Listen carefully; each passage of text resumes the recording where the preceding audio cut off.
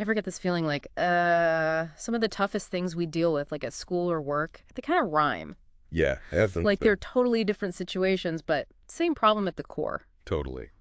So today we're going deep on two papers that hit on that. It's all about smart shaming, that's in schools, and then talent management, which is, well, more of a workplace thing. Right. And what's wild is both of these papers are saying the same thing. Talent is crazy fragile. It's true. You'd think it's this like born with it thing. You'd assume, Yeah. right. But both papers are like, nope, super easy to mess it up. It's like a little plant, needs the right dirt, the right sun. 100%. And both papers go hard on this Uh, if you mishandle talent, whether it's a kid in class or some hotshot you hired. Disaster. Total disaster. One paper, the smart shaming one, it talks about how kids straight up do worse on purpose. Really? Yeah, imagine you're too scared to even ask a question in class. Oh, right, because you'll be that kid. Exactly. So they dumb themselves down so they don't stand out. That is so sad, though. They're being told their smarts are a bad thing. And it's not just sad. It has real consequences. Yeah. Their grades tank, they don't try hard subjects, and Yep. bam, their potential is, like, capped. Limited. Yeah, exactly.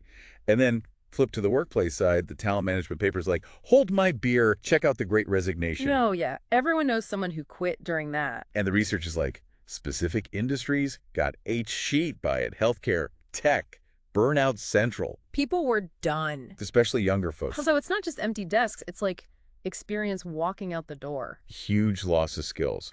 And here's the thing, even though we're talking schools versus jobs, totally different worlds, right? The emotional damage, same. Oh, for sure. Like whether you're that kid hiding how smart they are or you're stuck at your desk feeling like nobody gets you. Right, it eats at you. You Right. can't be your real self in either place. So are both papers saying we need to make things more, what, inclusive? Is that the word? 100%. They're both saying, create spaces where people can be themselves. So not just be nice, but like really value what makes each person different. Exactly. Celebrate it, even. And this is where they really line up proactive support. Okay, so what does that even look like? Like practically speaking. So the papers have examples. School-wise, picture this. Programs that get excited about different ways of learning. Some kids learn by doing, some by reading. Exactly. Or imagine real support for gifted kids and teachers who are trained to spot that low-key shaming. Catch it before it gets bad. Yes. Now, workplace, it's more about those clear career paths. Like here's how you move UP in this company. Exactly. Regular chances to learn new stuff and feedback that actually matters, not just ignored. Because some people, they need that feedback to thrive. They need it. Both papers are saying the same thing. See the individual, don't just assume everyone's the same. Which is so hard to do, by the way. But then they both say, and by the way, you also got to balance that with what the group needs. Like the whole class, the whole company. So they agree on the problem, but how they say to fix it, totally different. Right, like finding that sweet spot is the whole battle, isn't it? And this is where the two papers, they kind of go their separate ways. The smart shaming one, it's all about the social jungle, especially with kids. Yeah, that pressure to fit in, nobody wants to be the odd one out. Exactly, and it gets worse, right? Some cultures, they see doing well in school as a bad thing. What? Really? Yeah, it's like, especially for girls, there's this unspoken rule, don't be too smart. So they're basically told to hide their brain power so they don't make waves. And this is where the paper's like, school's got to step UP.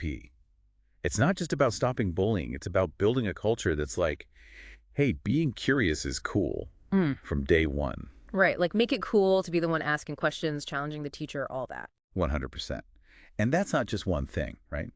It's training teachers to spot those subtle digs, giving kids the words to talk about this stuff, even pairing up kids, different levels so they learn from each other. It's like changing the whole vibe of the school, not just focusing on one kid at a time. Exactly. Now, the workplace paper, total opposite. It's all about what's happening inside the company. So less about changing how people see each other, more about like policies and programs. Exactly. They're saying, here's how you build a system that actually supports talent. So think, clear goals. What does success even look like here? Then training, always be learning. And mentorship, pairing folks up so they can grow. Interesting. So the school one's about everyone feeling like they belong. The workplace one's more about giving each person the tools to climb their own ladder. You got it. And that difference, it comes down to what these two places are, right? School's got to prepare you for anything. Life's a buffet. Work's more like, We make widgets, get good at widgets. Yeah. So it's that balance again, helping each person shine I&D, making sure the whole team's winning. Tough stuff no matter where you are. For real. And this is where both these papers, they drop some wisdom bombs that go way beyond just school or work.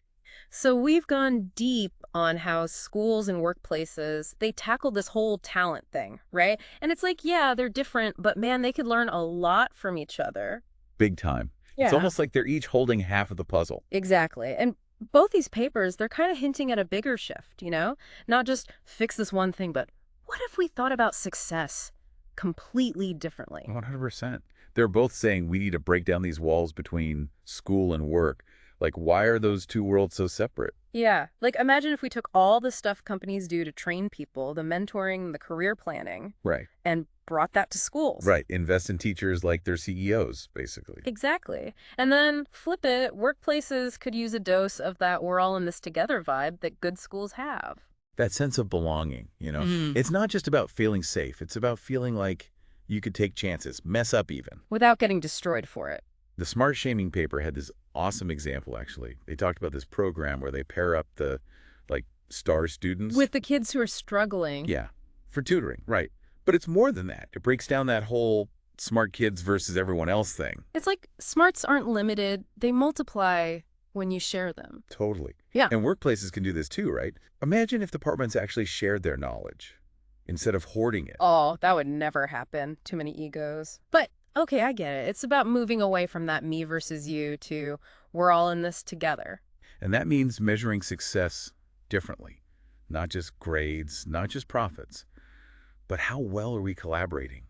How creative are we being? How adaptable are we? Which, let's be real, way harder to measure than a test score or a sales goal. Sure, but so much more important in the long run. The world's getting messy. We need people who can roll with it, not just follow a rule book. So this deep dive, it wasn't just about schools and jobs. It was about, I don't know, rethinking everything. What is talent? How do we help it grow? Right. And the biggest takeaway for me is this isn't just on teachers or bosses to figure out. This is on all of us. We're all part of some kind of group, right? Family, friends, whatever. We can choose to make those spaces where people feel safe to shine. And maybe, Yeah. just maybe, that's how we unlock all that potential everyone's always talking about. Ooh, I like that. Food for thought, listeners. Food for thought.